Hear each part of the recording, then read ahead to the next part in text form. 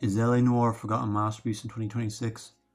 For a game that's 15 years old, it's still one of the best detective games ever made.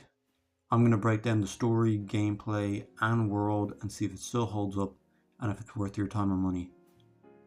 LA Noire was developed by Team Bondi and published by Rockstar Games in 2011. It's a linear action-adventure detective game, and unlike GTA though, it has a much more serious tone and is grounded instead of being really over the top and satirical. It's story driven and does not have the large sandbox like a lot of other Rockstar games.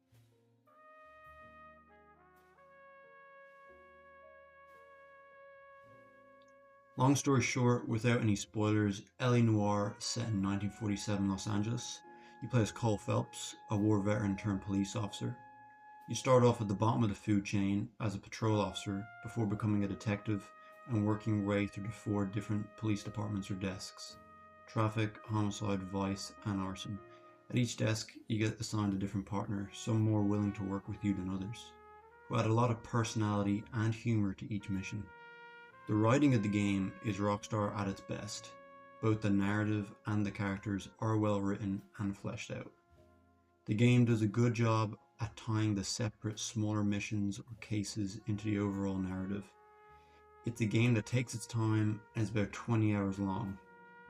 It's a slow burn and can get tedious at times due to the pacing, but that to me adds to the realism and helps immerse you into the role of a police detective.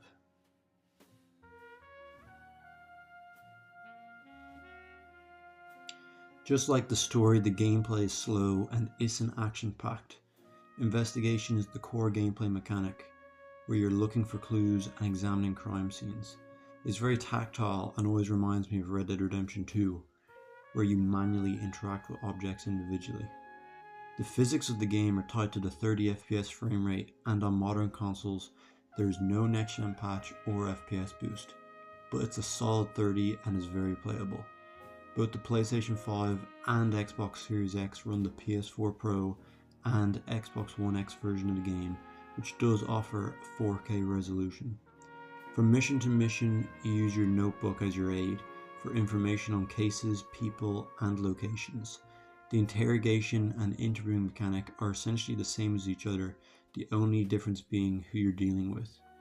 Interviewing witnesses or interrogating suspects back at the police station, using one of 3 choices: good cop, bad cop, or accuse.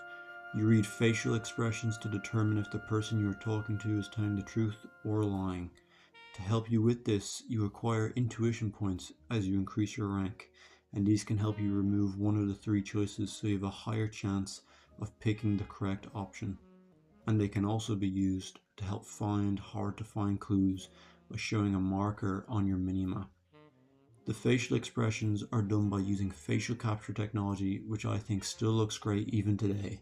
Some say it's dated, but it's better than the robotic zombies in recent Ubisoft games that have the personalities of a whiteboard. The combat in LA Noire is split into gunplay and hand-to-hand combat, which I would compare to Mafia 2's. It's got the same strike and dodge mechanic. It's quite simple, but it's a pretty fun mechanic. Gunplay is like the hand-to-hand combat, as shooting scenarios are also simple, but again, are still good. You use a variety of guns like handguns, shotguns, rifles, and submachine guns. The shooting is like the Mafia games also, but it feels more polished and has more weight to it. The shooting sections of the game add much needed bursts of action to the otherwise slower, methodical gameplay. There are no side missions in LA Noire, but there are dispatch calls as you drive around, which are the closest thing, and are short missions where you answer a crime call, and it could be something like a shootout or a car chase, and have some sort of cutscene at the beginning which gives it a bit of depth. They're a good part of the game and gives you the much needed action that the moment to moment gameplay doesn't have. Driving is simple and functional. I don't love it, but it's okay for getting from point A to point B. But the driving is too light for me, especially for cars from the 1940s, which I think should have more weight to them. I think it's the weakest part of the gameplay, but you can have your partner drive and skip the driving segments, which is nice. One good thing about the driving is car crashes have pretty detailed physics and deformation from different parts of the cars getting dented or falling off.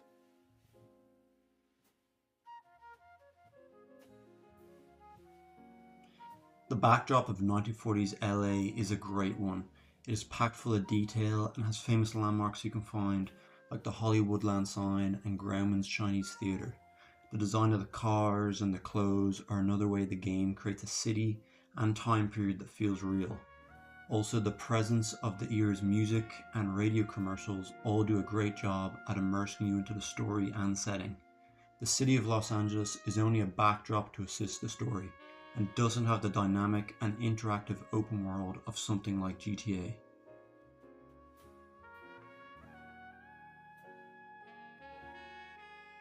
LA Noire is, in my opinion, still a masterpiece in 2026.